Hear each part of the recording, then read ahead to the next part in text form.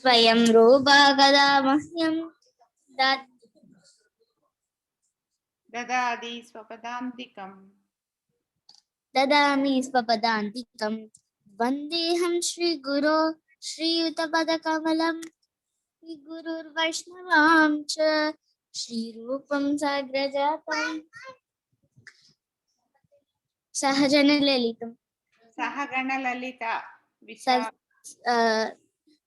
Vishaganvitam cha sadvaitam Sadvaitam Savadutam parijana Parijana Sahitam Krishna Chaitanya Devam Shri Radha Krishna Padan Sahagana Lalita Shri Visakanvitam cha Hare Krishna He Krishna Karuna Sindhu Deenabandhu Jagatpate Gopesha Gopika Kanta Radha Kanta Namostute Tapta Kanchana Gaurangi Radhe Vrindavaneshwari Rishabhanurusha Devi Sute Devi Pranamami Haripriye Namaami Haripriye Vancha Kalpachadurvyascha Kripa Sindhuvyavev cha पतितानां पावनेभ्यो वैष्णवेभ्यो नमो नमः जय श्री कृष्ण चैतन्य प्रभु नित्यानंद श्री अद्वैत गदाधर श्रीवासादि गौर भक्त वृंद हरे Krishna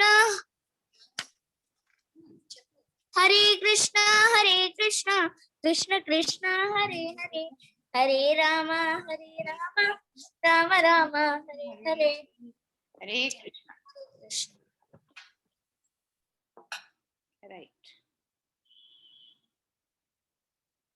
Okay, where are we in our Krishna Katha?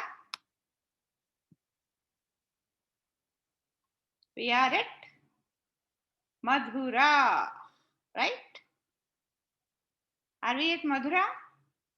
We have come to Madhura no last week. Did you all not come? I have come.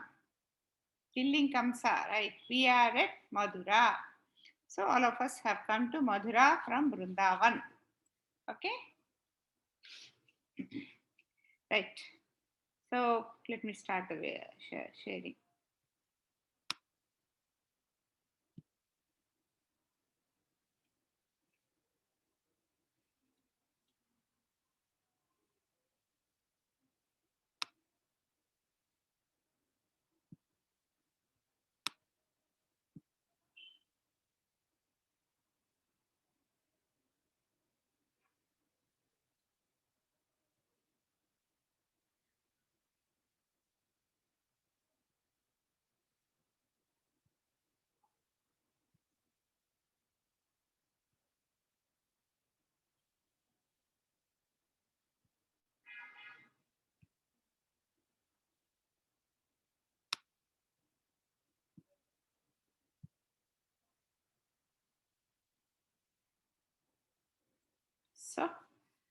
So we are all, did all of us enjoy Krishna's pastimes in Vrindavan?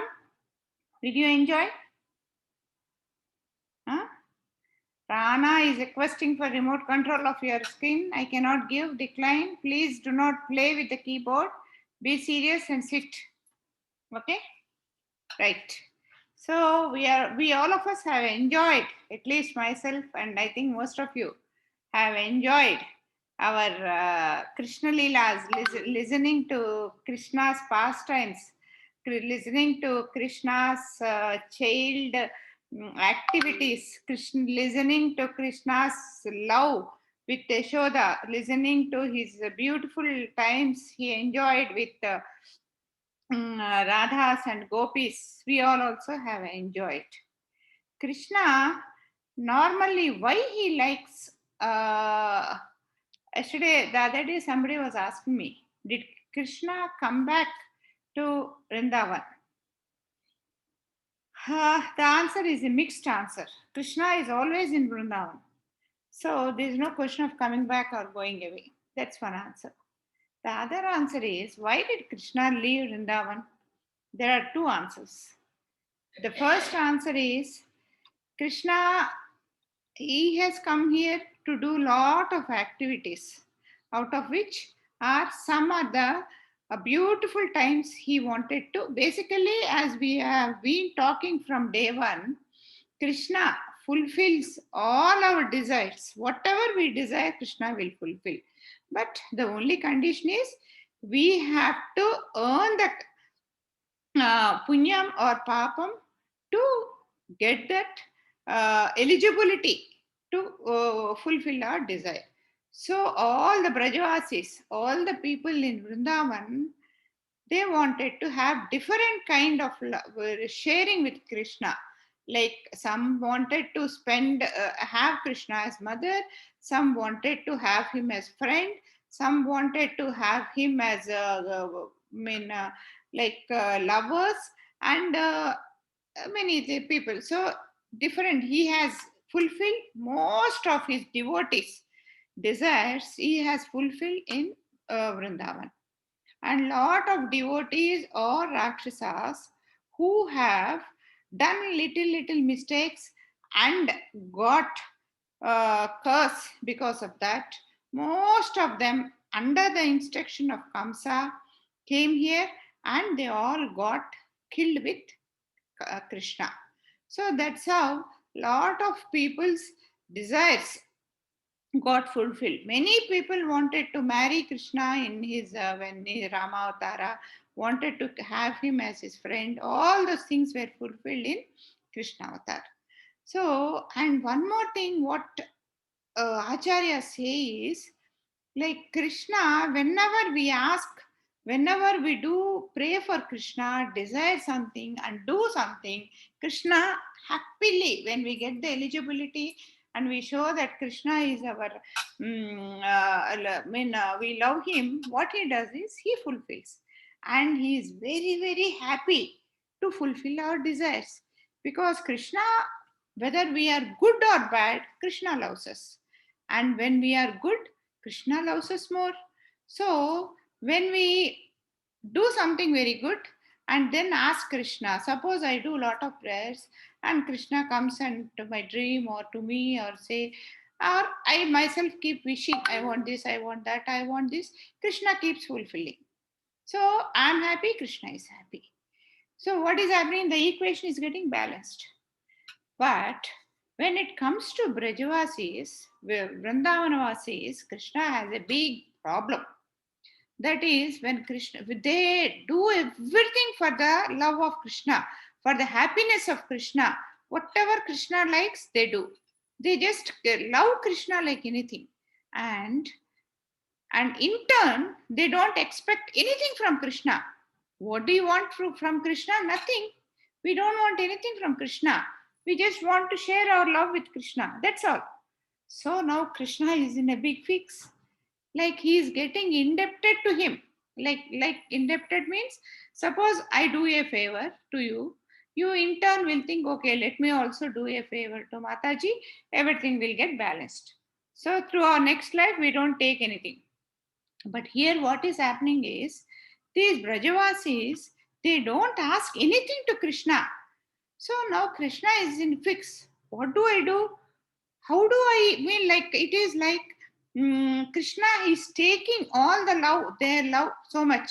Like I take lot of loan from one of you, and every day if I meet and I give a commitment, I will give it back, and I don't repay it. What will be my situation? I feel so delicate to face the person from whom I have taken the loan. That way, what will I do? The other people will be asking, when are you repay? When will you repay? Once I'll answer, twice I'll answer, 10 times I'll answer. Later, what will I do? I'll try to run away from that place, right?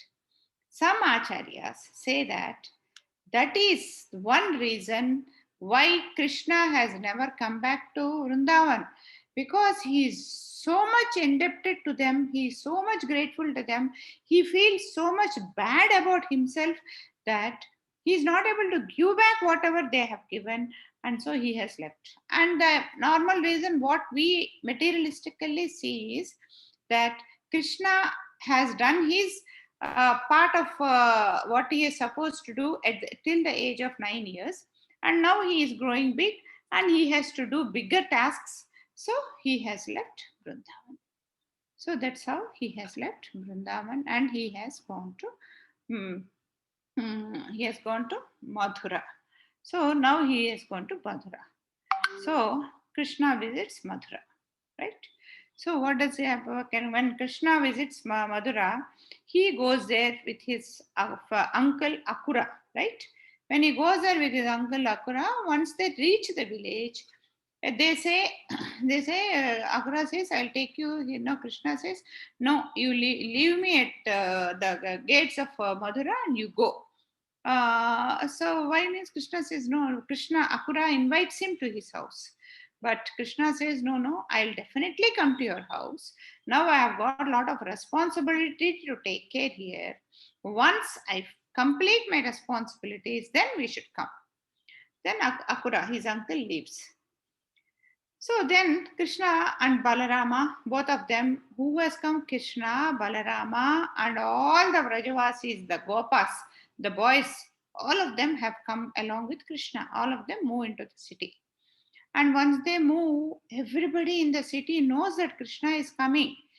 So, they have been hearing about Krishna Leelas all these days because they all know that Kamsa is sending Rakshasas there, and then Rakshasas are getting killed, and that they are hearing. So they know that, and they also know about that Devaki Mata's eighth child is going to be going to kill Kamsa. That they know. They also know what kind of people are going to Vrindavan and trying to kill Krishna, and how Krishna in turn is killing them. And they also know the great deeds which Krishna is doing, like Govardhana, lifting the Govardhana, killing the Kaleya, and many other things. They know all those things. So when we hear about a great personality, what will happen? We would like to see him. So now they know that Krishna is coming to Mathura. So they are also happy. They know that if Krishna comes here, it is a common sense thing. So when Krishna is able to kill so many, when Krishna is able to lift Govardhanagiri for 7 days continuously, when Krishna is able to kill such a big snake, just when he was a small boy, why Krishna cannot kill Kamsa? This will be a common sense question answer for everybody. So what they do is they all know that Kamsa is going to die now, and so they are all going to be get relieved of Kamsa because he is a Rakshasa. His ruling also will be very tough. So what happens is they all decorate the city beautifully. They decorate the city beautifully, and when the total city, they put the gates with the golden. We put these toranas, no, with the mango leaves, and then Krishna slowly walks into the city from the golden gates of Mathura. So everybody comes, and you can see in the picture they come and they keep praying Krishna. That's how they keep doing. Okay, now, so later they keep walking like that. They have come in their normal clothes. So while they were going, what happens is they see a dhobi there. When they see a dhobi, the washerman was the washerman of king, where he's got washing all beautiful clothes, dyeing beautiful clothes and things like that. So when he is doing, Krishna and Balarama goes there, and Balarama says, okay, we are so and so, we have come here, we want the clothes, new clothes.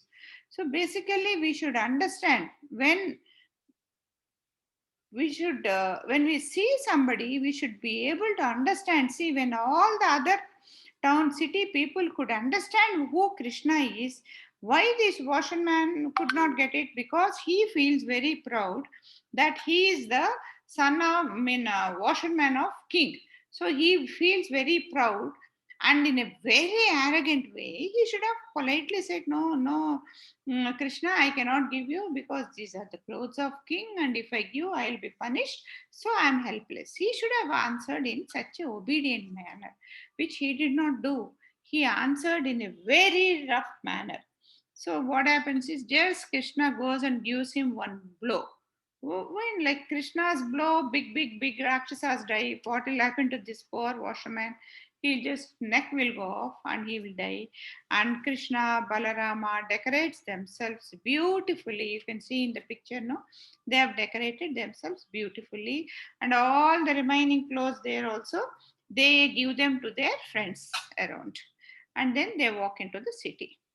Then there is one lot of shops are there around. There is one shopkeeper by name Sudhama who offers Krishna garlands. And so that way Krishna is decorated. Krishna and Balarama, they were decorated with beautiful garlands also. So from there, they just walk further down. When they walk further down, they see a lady called Kubja.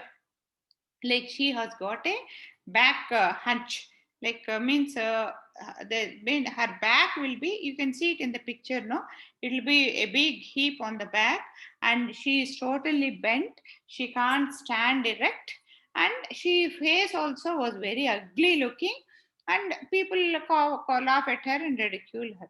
And her profession is daily she prepares sandalwood paste.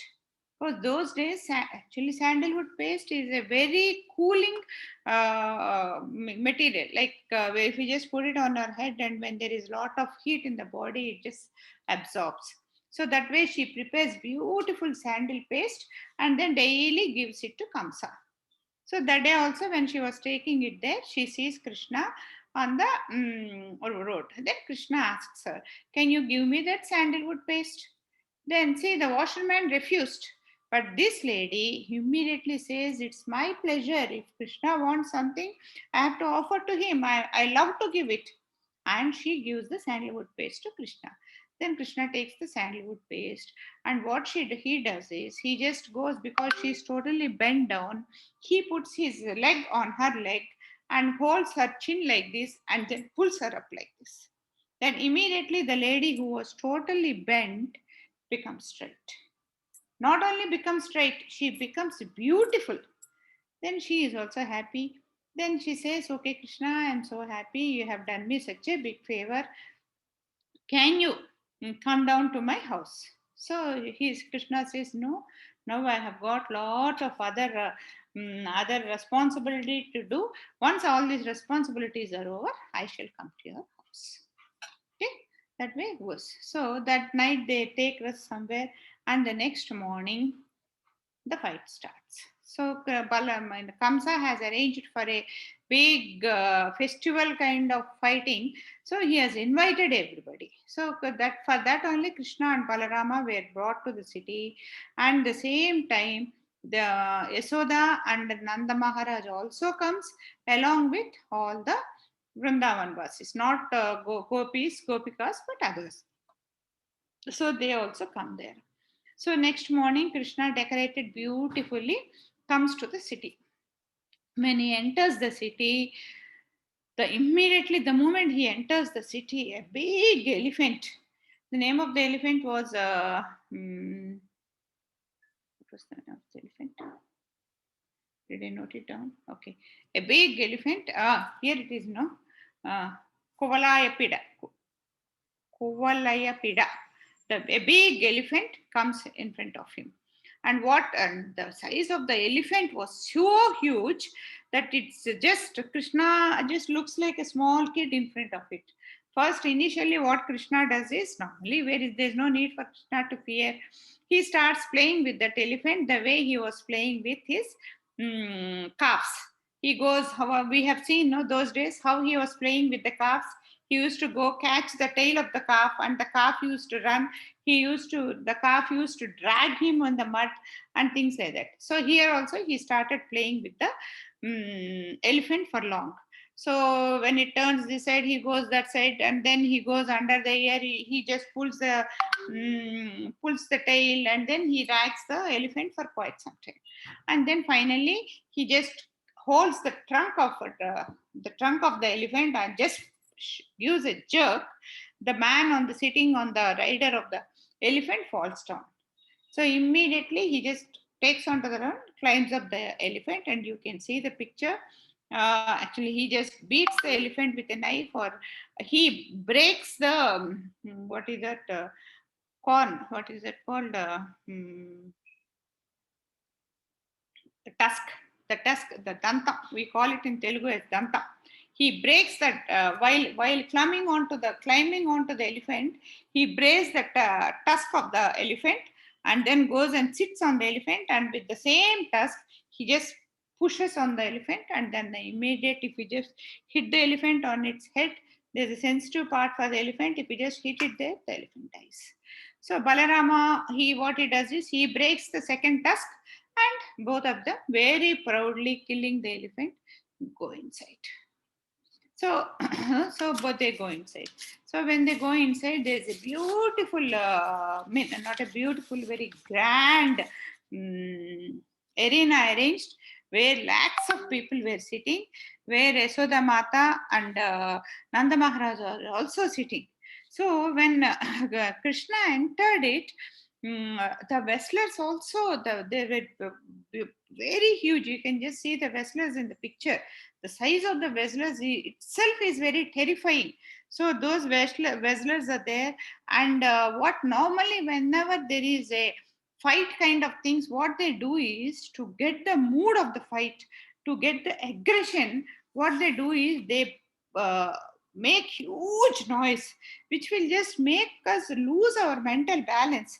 Like if you, I'm just going out of the this thing. I'm just trying to tell you, when you go to some processions of goddess being carried and all, suddenly some people, they lose control, and then they say the Amavaru has come on to me, and I'm so and so, I'm the Devata, I'm this is my desire, you have to do this. And then what happens is everybody comes and gives them haratis and everything. They do a lot of things, and when and after that they ask that Devata, what do you want? Then she says, this is what I want. They offer it, and then she cools down. Basically, why that happens is, we should understand, we should never get carried away by thinking that somebody, the goddess has come on to that lady, and that is the reason that lady is doing like that. No goddess will come like that. No goddess will come on to human beings like that.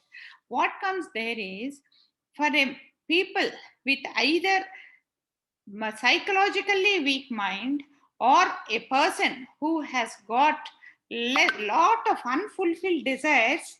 I mean, like suppose I am angry on somebody which I am not able to express or show it.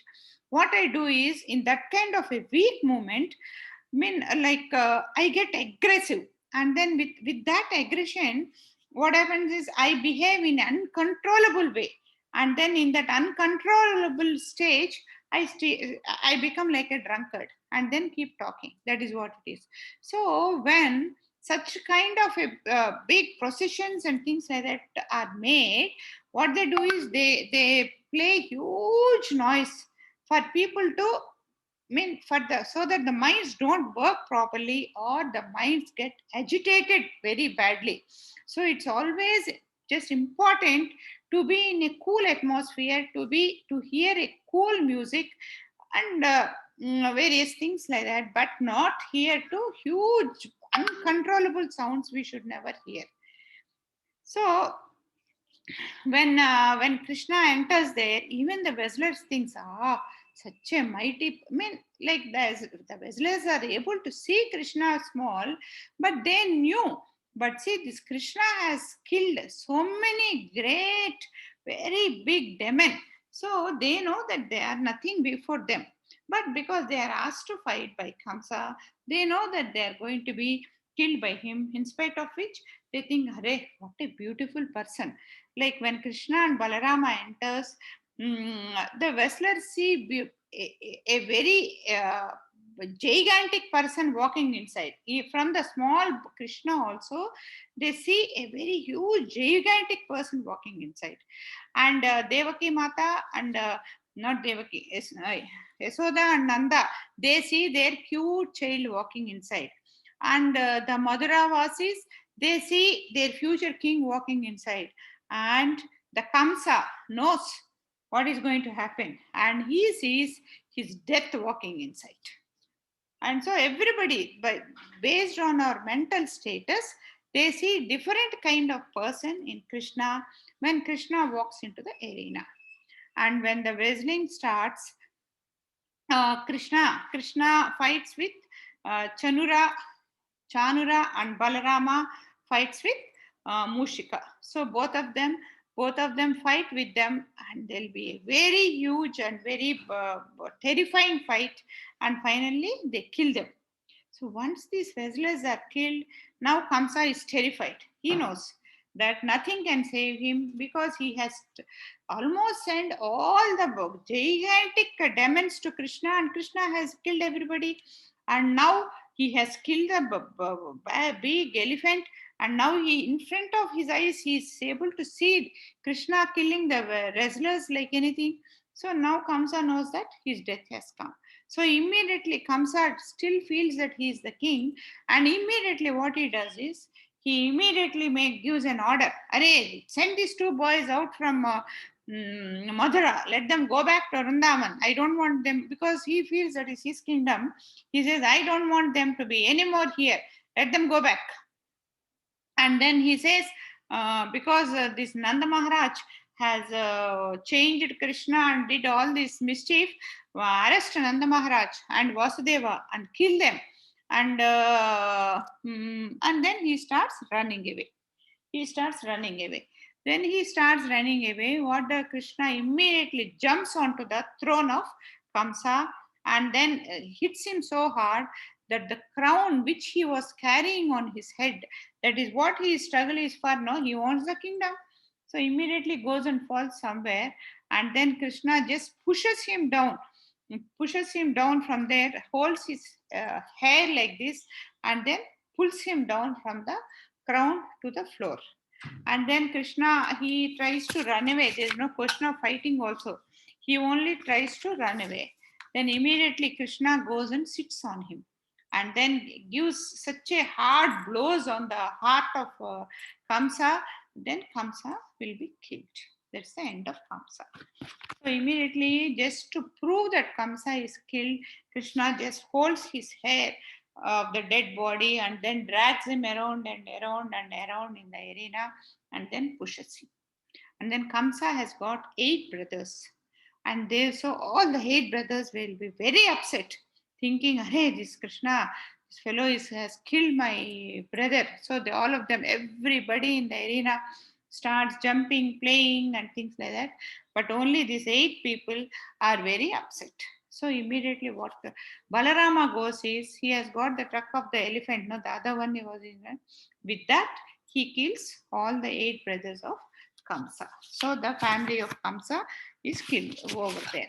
So after that, immediately Krishna goes to the parents, his parents, Devaki Mata and Vasudeva. They will be arrested in the jail for the last few years, many years.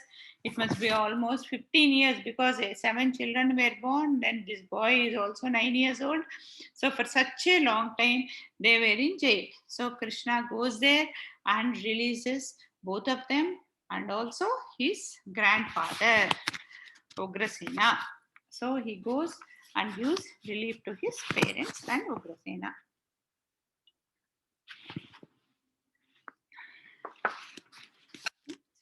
So and then later, because actually the ruler of this country was Ugrasena. Ugrasena's son was Kamsa.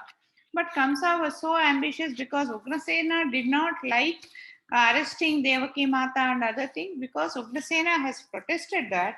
And Kamsa has put Ugrasena also, that means he has put his father also into the jail. He is so ambitious about living. He always wants to live. Basically, one should understand that the moment we are born, we have to die. If we don't understand, we spend and waste our life only in trying to live more. In trying to live more, what do? We even waste the life which is given to us. At least we are not utilizing this moment, thinking that we don't have the next moment. Then what happens? The next moment anyway we don't have. The moment which we have today is also not there for us. So we always should understand that we have to make better utilization of this moment than thinking that we don't have next moment. We don't know whether we are going to have the next moment or not. See, the way Parikshit Maharaj has done, that should be the example. We don't know. He knew that he is going to live for 7 more days, and all the 7 days he never tried to waste for living more. He only utilized it for the right purpose. Similarly, here also, Kamsa also, if only Kamsa has done a proper job, it would be a different story. But what happened? Kamsa was informed much in advance that the eighth son of Devaki Mata is going to kill you. He should have accepted it. Because he could not accept it, he never enjoyed, that means like that 15, 20 years when from the time he knew, he never enjoyed his life. He was always struggling, how to save myself, like putting putting his father into the jail, putting his sister into the jail. Will he enjoy his life after doing that? And do you think he has ever slept peacefully after that? No. So instead of crying over what we don't have, we better utilize what we have. There's a saying, if you just cry for something what we don't have, one eye will go. If we cry at what others have, the second eye will go. Similarly, if we don't enjoy this moment, anyway the next moment you can't enjoy. This moment, next moment, both moments will go. So we should accept the truth of life. That is very important. So Ugrasena Maharaj will be recrowned. Then after that is done, then Devaki Mata and Nanda Maharaj leaves for Vrindavan. So was told by Krishna to them is, Krishna tells them, see, all of you know that I am not your child and I am the son of Devaki Mata and Vasudeva. But still, all these days I stayed with you. So let me stay for some time with these parents also, because they are also my parents. Krishna very clearly tells Yasoda Mata, please don't think that I am not your child because I am not born to you. I am your child, 100%. I am your son, and I am no different from a son who is born to you. So the only thing is I am going to be here for some time, and then give some nice memories to these parents also. And then he tells that, and then Nanda Maharaj and Yasoda Mata, along with all the Gopas, they were given beautiful gifts and everything. And definitely Yasoda Mata would not have accepted any gift, because the only gift she wants is Krishna, which he is staying back. So she must have left in a very sorrowful mood, but all the others leave for Vrindavan. Now it is the time for Krishna to go to school. All these days he enjoyed. In mean like those days, in second class itself, in the second year or third year itself, we send our children to school. But those days it was not like that. So now that Krishna has got the age of going to school, what they do is they do the thread ceremony to Krishna and Balarama. Their family priest is Gargamuni. So Gargamuni comes and does the thread ceremony. I think many of you know what this thread ceremony is. For boys, this thread ceremony is done when from that time they can learn the spiritual knowledge. So that is done, and see Krishna is sent to Gurukul, and the guru in that Gurukul is Sandeepa Muni. So you can see from the pictures, when Krishna goes to the Gurukul, he is also like one amongst all the other boys. He also wears the same cotton robes. He also shaves his head, and he doesn't wear any jewelry, no crown or anything. He goes simple and studies and stays with Sandeepa Muni. But one thing we should understand is, why did Krishna go to Gurukul? Is Krishna required to learn anything? Is there anything that Krishna does not know? After all, the knowledge itself has come from Krishna. Where is the requirement for Krishna to learn it again? But here, Krishna is telling that this is how any life should be. he is setting an example to all of us how a student should be. So that like in Bhagavad Gita, what is that sloka? I should have noted down. Whatever the great people does, the normal people follow. Because Krishna is a great personality here, he should have learned that. Right? Siri wants to tell that what that sloka is.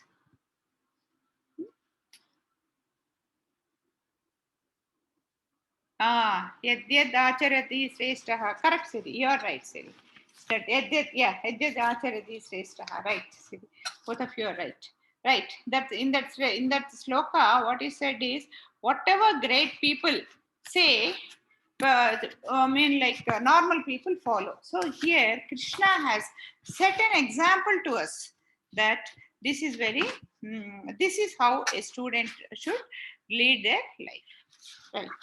So after this, Krishna, normally when they go to school, they study for years. Some years they study there. But Krishna, just to set an example, he has gone to the school. So within 64 days, Krishna has learned everything, all the knowledge, like every day one knowledge. There are, we say in this thing that there are 64 kalalu, 64 arts. And so Krishna stayed with the Gargamuni in his ashram for 64 days, just 64 days. And then in that 64 days, he completes all his education. Whatever like Gargamuni keeps telling and Krishna keeps listening, and that's it, he gets it. So that way Krishna completed the total education in 64 days. Once the education is completed, Krishna and Balarama are very happy. So while leaving the ashram, he goes and asks Gargamuni, not Gargamuni, Sandipamuni, is there anything like Guru Dakshina? What can I give? Is there anything that I can give? So that then he understands that Sandeepa Muni's son went into a nearby ocean, and he just got into the ocean and got drowned there. And Sandeepa Muni has no other children, and so Sandeepa Muni was feeling bad for his son. So Krishna decides to get his son back. So he goes to the some ocean devata, and then he calls him out and says, please, my guru's son has walked into you and he must be inside with you, so please get him back, I want him back. Then the ocean devata, samudradu antam, he says, no, he is not with me. This man is not with me. He must be with Panchajanya. When he has come walked into me, Panchajanya is a shell. That shell Rakshasa has swallowed him. So he must be with Panchajanya. So what is immediately Krishna jumps into the ocean, goes deep down into the ocean and goes to Panchajanya. And then he goes to Panchajanya, and then he kills Panchajanya. But he kills and opens him, but he doesn't find his guru's son there. So immediately he goes to Yamaraj. He goes to Yamalok, and he goes to Yamaraj and blows his horn Panchajanya, and then Yamaraj comes out. And then Yamaraj comes out, and then Yamaraj falls at his feet, because Yamaraj has very good experiences with no, Yamaraj was always good with Krishna. So when he was asked what do you want, he says, I want my Guru's son back. So Yamaraj very obediently gives back his son, Guru's son, and in turn Krishna gives back his Guru's son to his Guru, and then he that's how he completes his education. When he was doing his education also, he along with his friends used to go to the forest, and as usual Krishna, as we know, always wants to be happy, peaceful and cheerful. So that's what he did in total Vrindavan. Here also he used to go into the seas, main forest, and then he had lot of fun and lot of enjoyment, and he came back. Now he's back in Mathura. Once he's back in Mathura, now he remembers his Vrindavan very frequently, because when we are busy doing things and other things, we might forget certain good or bad memories of ours. But once again we are back, we just go back to our good and bad memories. So, what are the beautiful memories Krishna had? Krishna's beautiful memories are Vrindavan. So immediately he remembers Vrindavan. And then when once he always keeps remembering them. He remembers Yasoda Mata, remembers Nanda Maharaj, he remembers Radha Rani, he remembers Gopis, he remembers Gopas, remembers the beautiful past times, he remembers the cows, the beautiful time he had in the forest and all that. So he also keeps feeling very bad. One day he goes on to the ocean on the top of the building, Nanda Maharaj building, where the Yamuna river keeps flowing. And in the place of Yamuna river, he sees a big ocean. And then immediately what he does is he has a friend, Uddhava, a very close friend. He calls Uddhava and then asks, why, how come this became an ocean? He says, these are all because the total Vrindavan Vasis are crying so badly. This Yamuna river has become an ocean. So, but for various reasons, because Krishna could not go back to Vrindavan, what he does is he tells Uddhava, you please go to Vrindavan. Why he has sent Uddhava is his cousin, and he is almost Uddhava almost looks like Krishna, and so he knows the heart and mind of Krishna. So Krishna thought, if I send Uddhava to Vrindavan, Uddhava will be able to explain explain the explain my feelings to them. So Uddhava goes to Vrindavan. The moment Uddhava goes to Vrindavan, he goes to Nanda Maharaj.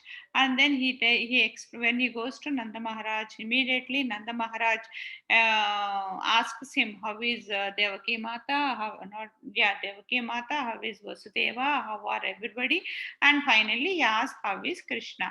And then when Uddhava goes to Yasoda Mata, Yasoda Mata is very sorrowful, very dull, very thing. She doesn't want anything else in this world except Vrindavan. So he goes and consoles Yasoda Mata and says, no, don't worry, Krishna will come very soon. He has only sent me to tell you this. And then daily, that was evening, and so he just meets Yasoda Mata and Nanda Maharaj and sleeps. The next day morning, every day morning, Gopas, as usual, they get up early morning and then they do buttermilk. When they are doing buttermilk, now previously what used to happen, Krishna used to come and then make lot of mischief, break the pots, bring monkeys, give them butter, and do all sorts of childish activities. Now there is nobody, but still as we have discussed earlier, they wanted that to happen. They wanted the association of Krishna. So now Krishna is not there. They miss him so badly. So what they do is they keep memorizing the old memories of Krishna. And we were doing like this. That day Krishna has come. We were doing like this. This day Krishna has come. Krishna has done that. Krishna has done this. So they prepared songs on it, and their sound of the bangles, their sound of legs that move, everything, and everything was giving very rhythmic sound, and all of them were enjoying the sound of. This was like a background, and they were playing they were singing the songs. And once the butter is made, every day they used to go to Yasoda Mata. And then because they know Yasoda Mata is in a very, when Krishna was with Yasoda Mata, every day they had a quarrel, saying your Krishna did this, your Krishna did that. But now that Yasoda Mata is in a very sorrowful mood and they know that Krishna is not there, daily they used to go to Yasoda Mata, spend some nice time with her, and then solace her, and then come. So today also, this time also they went. When they went, they see a big chariot, a golden chariot there. So now they're again worried. Last time in this golden chariot, Akura has come and taken away Krishna. Now again this chariot has come. Who are they going to take? And when they went there, they saw this Uddhava. So when they saw Uddhava, he was almost like Krishna. So they all went there and then they talked about Krishna with each other. They shared their feelings with Krishna, and then they shared their feelings. Then when they go into the forest, they mean every day, even in the nights, they used to go to the forest, and then the kind of Rasalila they had, they used to go there, remember all those memories. And then Uddhava has seen all that, how these people are missing.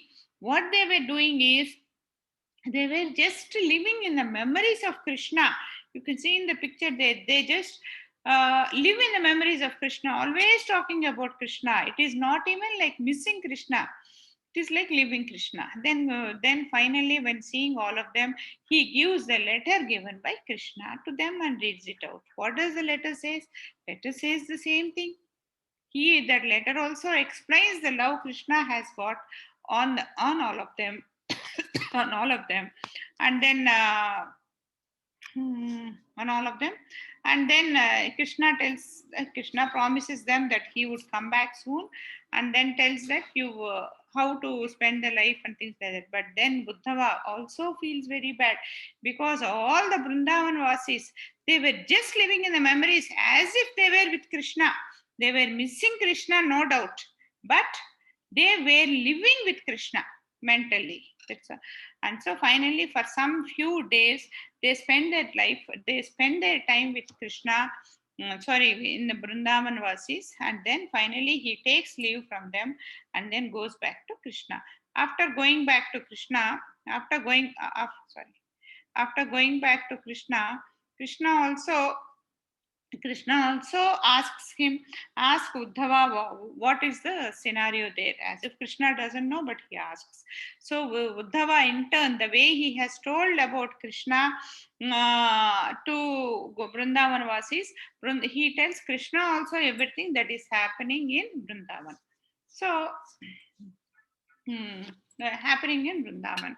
And Krishna, in his letter, he writes, see, I myself wanted to come to, immediately after killing Kamsa, I wanted to come, but it is my responsibility to stay with these parents also. So I had stayed. So, and as a boy, as a responsible boy, I had to go to school. So I was sent to school. So I had to go there. Now I am back, and now I have got to do some other responsibility, and then and there was a big war coming by then, so now I have to do this, and so I am not able to come. Similarly, Vrindavan Vasis also wanted to go and meet Krishna, but every time this is the same problem. Initial days they thought Krishna is going to come back. Then Nanda Maharaj came back, they knew Krishna is not coming. Then again all of them thought, okay, let us go to Madra and see Krishna. But when they wanted to go, they came to know that Krishna has gone to Gurukul. Then they stayed back. And then later, when they wanted to go, they got a message with Uddhava saying that Krishna himself wanted to come. So they didn't go. And so like that, every time the Vrindavan Vasis wanted to go to Krishna, there was a trouble. I mean, there was some message from Krishna that he is coming, so they couldn't go. And now when Krishna wanted to come, there was always a problem. So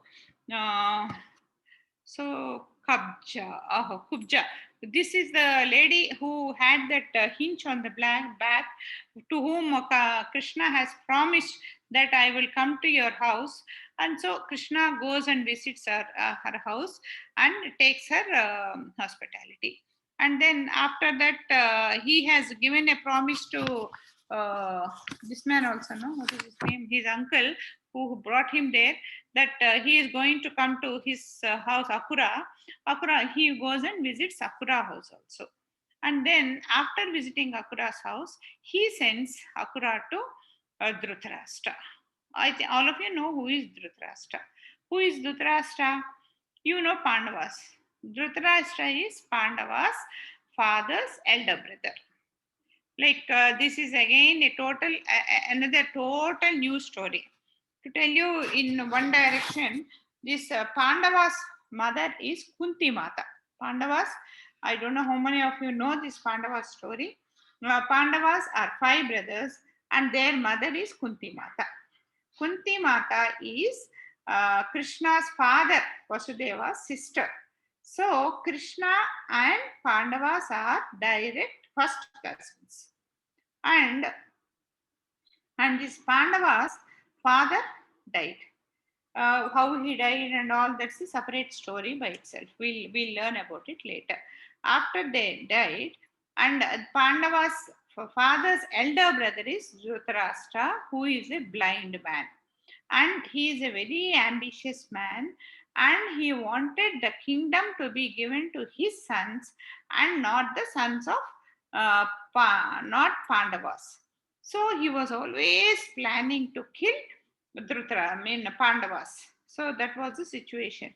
So what Krishna does is he sends Akura to Dhritarashtra not to do this kind of things. But Akura comes and tells that no, Dhritarashtra is a very greedy man, and he is a very self-centric man, and that is, I think in Bhagavad Gita, this is where it starts, no? Dhritarashtra Uvacha, that means Dhritarashtra has said, so he is the man Dhritarashtra. So because of him only, the total Mahabharata war has happened. So, so the Sakura comes back from there and say, no, Dhritarashtra is a very, he doesn't go as per justice. He is not ready to give the kingdom to Pandavas. So the Pandavas are in trouble. In fact, Dhritarashtra is planning to kill his brother's children just to make sure that his children get the there's no competition for his children, and his children are going to rule the country. So that in Krishna information Krishna gets. Then later, Kamsa had 2 wives, and both are sisters. And the sister's brother is Jarasandha. He is also a demon king.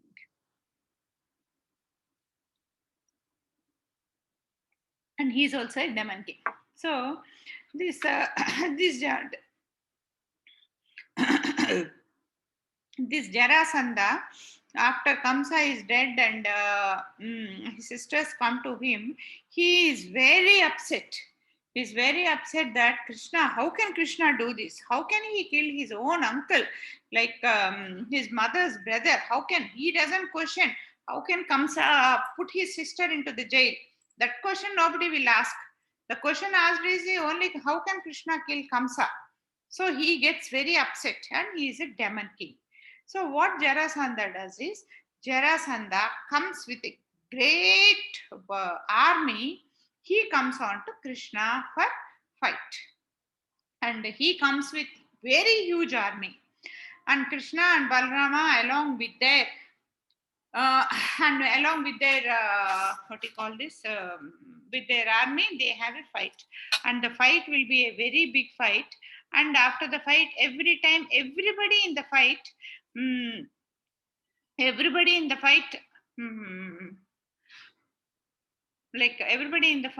dies except for Jarasandha. Everybody in the fight dies except for Jarasandha. So when everybody in the fight except Jarasandha dies, all of you are more worried about attendance than the class. Attendance Mataji, attendance Mataji, attendance Mataji, attendance Mataji. Why so much interest in attendance?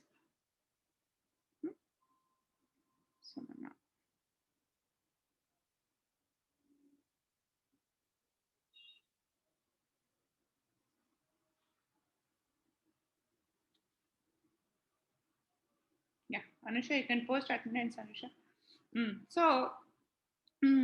So this Jarasandha is such a foolish man. Like Krishna, every time he comes, he kills everybody except Jarasandha, and then he just leaves Jarasandha like that.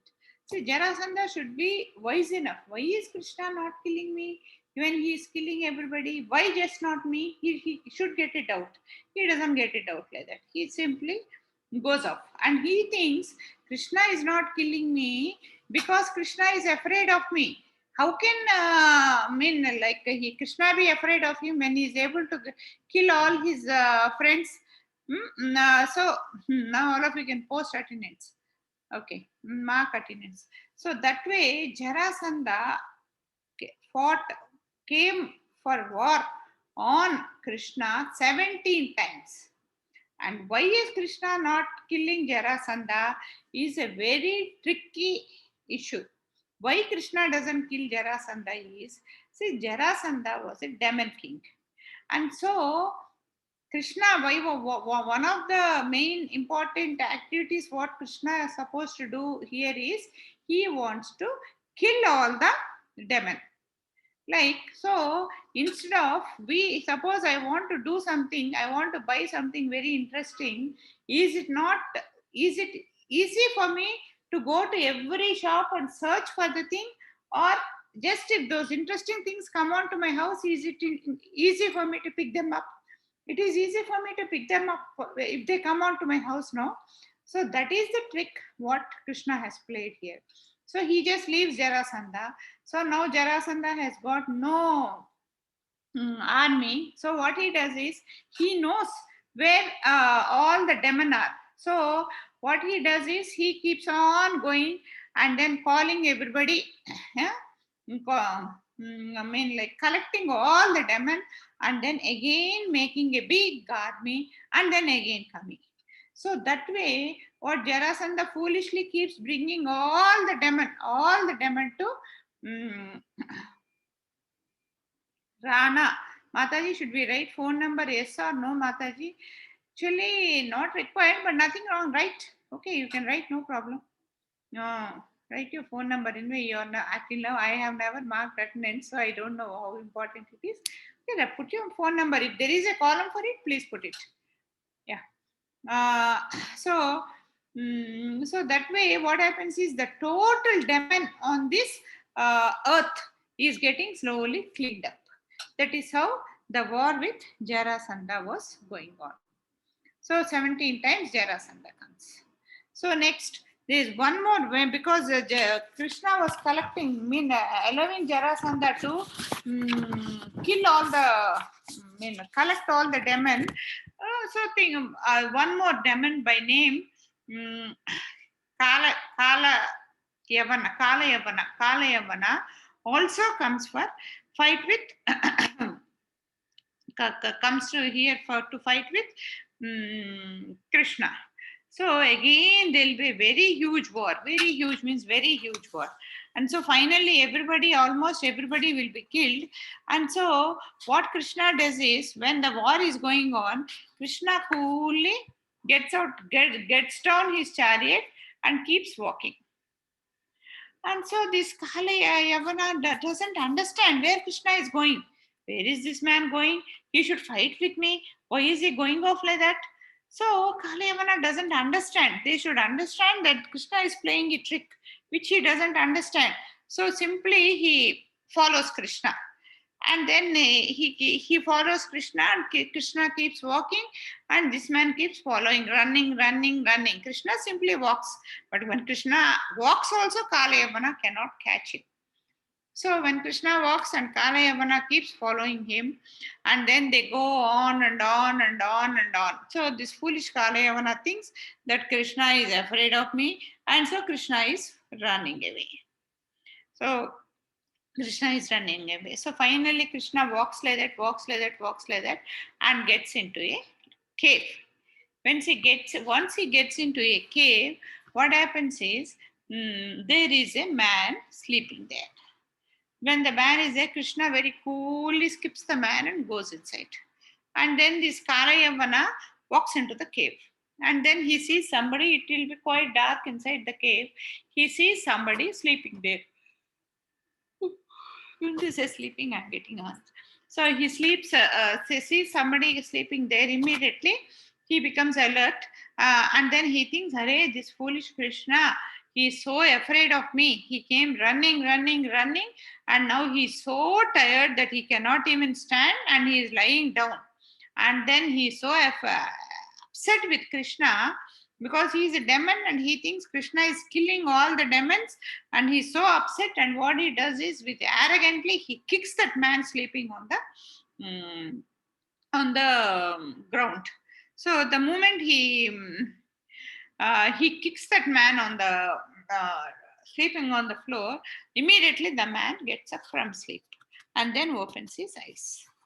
When he opens his eyes, there's a big flame that comes out of his eyes. And when the flame comes out, this Kala Yavana, the flame comes and hits him so hard that he just gets burnt away. So what is that happened is, what is it that happened is, this Muchakunda was a big king, a very great king. When there was some great war going on between the demons and the devatas, Muchakunda helped the demons, but supported the demons, and supported the devatas. When he supported the devatas, and he had a very tough time. For certain years, he does not sleep. When he did not sleep for certain years, and finally the devatas or the demigods win the war. And then Indra will be so pleased with Muchukunda. And then he asked Muchukunda, what do you want? You ask for a benediction. See, this is where we do foolish things. See, when Muchukunda was asked for a benediction, he should have asked for something valuable. So he was wishing to sleep so badly. He said, I want to sleep. When a devata, a demigod, comes and asks, what is that benediction you want? Then man says, I want to sleep. So devata said, okay, sleep. And then this Muchukunda wanted to sleep so badly that he didn't want anybody to disturb him. So he said, if I will close my eyes and sleep, and if somebody comes and disturbs me and I open my eyes, and I should get a fire from my eyes, which is so hard that whoever is in front of me should get burnt. And that was his benediction. So what is that Krishna doesn't know? He knows everything. So what happens is, immediately Krishna so intelligently brought this Kala Yavana to Muchukunda. And then when they come each other, Krishna just escapes to the next side. And then the Kala Yavana kicks Muchukunda, and then Muchukunda opens his eyes, and then Kala Yavana gets burnt. That's how one more demon is killed. And then after that, then this Muchukunda realizes what has happened. So then Krishna, after that, this Muchukunda just looks around, and then he sees Krishna. And looking at, because this Muchukunda was never a bad man, he was always supporting the devatas in his thing. So immediately he sees a great personality in Krishna. When he sees a great personality in Krishna, what he does is, immediately he sees the four-handed Vishnu in him. So he immediately prays for him. Then prays, and then because of all the good deeds what Muchukunda has done, Krishna gives a benediction that in your next life you are going to become a very good Vaishnava, and you are going to serve me directly. And now you may go on to penance. So immediately he lived in Badrikasham, and where Krishna stays as Naranarayana, and then he goes and stays there. And here and in Brindavan, not in Brindavan, in Madra, as usual, this Jarasandha keeps coming and the fight keeps going on. The fight keeps going on. So, and like that, if not one another, every other day there is a Rakshasa coming and trying to kill Krishna. So, because of all this, Krishna had all the Madhuravasis, they had no peace of mind. That they don't know which day what war is going to come. Every day there is a problem. And so Krishna thought, this is not the way. I should give lot of protection to Madhuravasis. So what he did is, immediately he called what is that man's name? Not getting his name. He constructed, and then he orders to construct a beautiful city and named it Dwarka. So he names it Dwaraka. So how was Dwaraka constructed? It was not constructed for ages. It was not constructed for years. It was not constructed by days. It was constructed by a simple glance of Krishna, by a simple desire of Krishna. We should understand this. Like Krishna, we think Krishna also does things like us only. But we have to understand one thing, that if Krishna wants to do something, it is only a thought that is required for Krishna, against which everything will happen. Even killing of Rakshasas, if he just thinks, no more Rakshasas, kill, everybody should die, they will die. Simple. No, nothing need to happen. But he doesn't do that, because as we studied, we follow the karma siddhanta.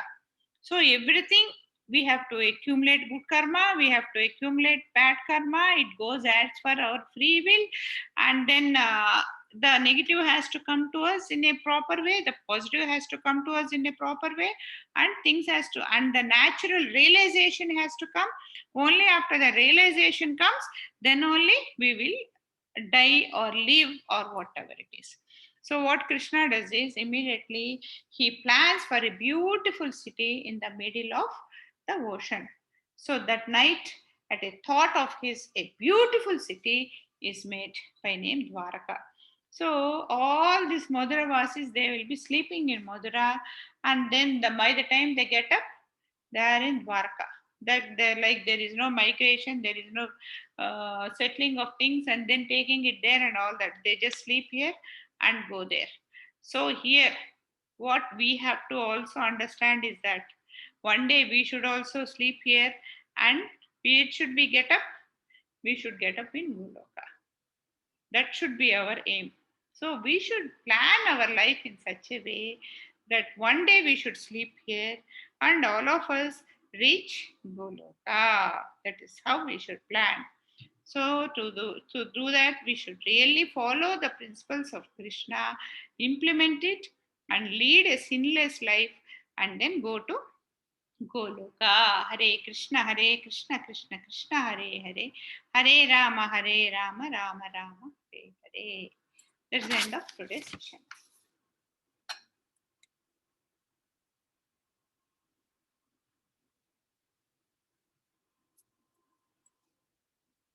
Okay, right.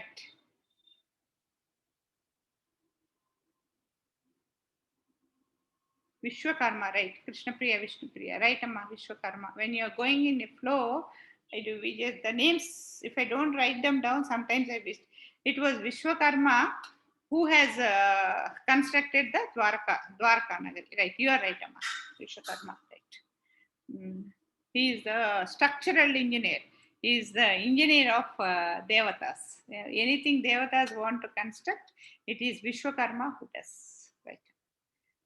Yeah. Okay. Akshaya, you want something? Ask one more. Yeah, Akshaya. చెప్పమ్మా వినపట్లేదమ్మా, voice cut అవుతుంది. అమ్మ mute అయ్యావమ్మా అక్షయ.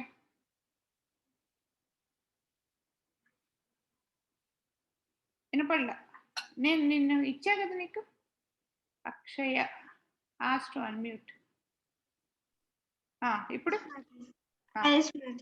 హరే కృష్ణ. మాతాజీ, కృష్ణునికి తెలుసు కదా కంసుడే అన్ని రాక్షసుల్ని పంపిస్తా అన్నారని. అన్ని తెలుసు. వాళ్ళ ఎందుకు వాళ్ళకి ఏం లేదు కానీ కంసుడు పంపిస్తా అన్నారని కృష్ణుని కిల్ చేసేకపోతా అన్నారు కదా, వాళ్ళు ఎందుకు కృష్ణుని చంపేస్తారు వాళ్ళని? అది నేను చెప్తున్నా కదమ్మా, ప్రతి రాక్షసుడికి వాళ్ళ పూర్వజన్మలో ఉన్న జరిగిన స్టోరీ చెప్తున్నా కదా నేను. ఒక్కొక్క రాక్షసుడికి, ఆ రాక్షసుడికి తెలుసు నేను కృష్ణుడి దగ్గరికి వెళ్ళాను అంటే చచ్చిపోతాను అని తెలుసు. కానీ వాళ్ళ పూర్వజన్మలో వాళ్ళకు చేసిన తప్పు బట్టి వాళ్ళకి ఈ జన్మలో వాళ్ళు రాక్షస జన్మ ఎత్తారు. సో అక్కడి నుంచి రిలీవ్ అవ్వాలంటే కృష్ణుడి చేతులు చావాలి. సో వాళ్ళకి తెలుసు అది. అందుకని కొంతమందికి తెలియదు, కొంతమందికి ఆరోగెన్స్ ఉంటుంది, కొంతమందికి తెలుసు, తెలిసి కూడా దట్స్ వాట్ దే విష్ అనమాట. అమ్మయ్య మనకి ఇది నిన్న లాస్ట్ వీకే ఒక స్టోరీ చెప్పాను ఎవరిదో. హీ వాజ్ సో హ్యాపీ నాకు ఈ రాక్షస జన్మ వచ్చిందని. ఎవరిది? ఎందుకంటే ఇది రాబట్టి నాకు నేను కృష్ణుడి చేతిలో చచ్చిపోయాను అని ఒక రాక్షసుడు. అది రేపక్క హర్షిని అమ్మ చెప్పు. Harshini, what is your doubt? My doubt is why did Krishna చెప్పమ్మా kill the elephant? దాని మీద ఫైటింగ్ చేయడానికి వచ్చింది కదా, అందుకని. Because it came to kill him. For everything Krishna does there will be a reason అమ్మా. Like that, the way he has killed demons, maybe the elephant also was very fortunate. It got death in the hands of Krishna. If it dies in the hands of Krishna, it will go to Goloka. Or it has got some curse that is going to die like that. Right? For everything, there will be. It also demon. I don't know, but it's not a normal elephant. It's a very gigantic element. So I don't know. It could be. It's an elephant. Okay, ma'am. Oshini.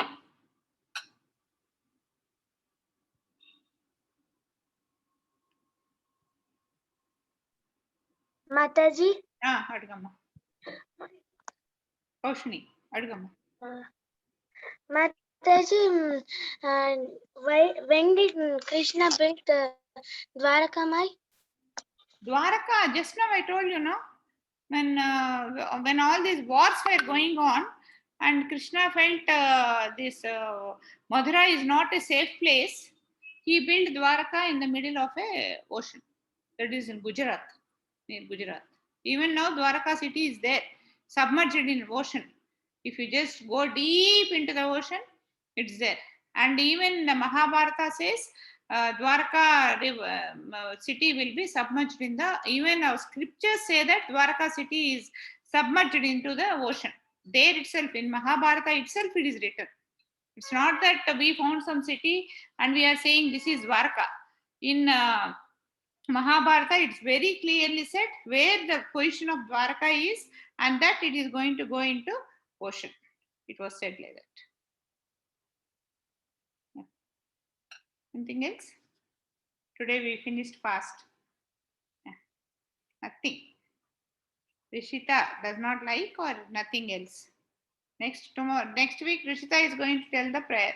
When you are saying the prayers, you can read, no problem, but read fluently and properly. Okay? It's a prayer, no problem. Okay. Anything else? Pushkar, Harshini. Yeah. Mataji, we did Poga. What is Poga? What is Poga, ma? Puja? Is it Puja or Poga? Kaushini, what is Puja? I didn't understand, amma. Is it Puja or Poga? Yes, Amma Rana, you have no doubts, you can leave. I am also closing. And what is Puja? Kaushini, I did not understand you. You are saying something. Mataji, Puja, Mataji. Puja. Em puja chesarama? Mataji, Babaji. Oh, avuna. Okay, Nama. Guru Puja. Guru Puja. Okay. Discover yourself SSR classes attend ayyavamma. Science of self-realization classes అయినాయి కదా, విన్నావా? Who is a guru? Who is a god? విన్నావా? Okay, right అమ్మా. Right. ఆ classes వింటే, ఆ first 6 weeks classes వింటే, we will have very clear clarity about who is a guru, who is a god, the difference between a guru and a god, and things like that. What is that we have to learn from a guru? What is our responsibility to a god, and how we should react to the god, and how we should respond to a guru? ఇవన్నీ ఆ classes లో చెప్పామమ్మా. Yeah, anyway. Right. Anything else? Shall we close? Yeah. Hare Krishna. So tomorrow we'll meet. Hare Krishna. Hare Krishna.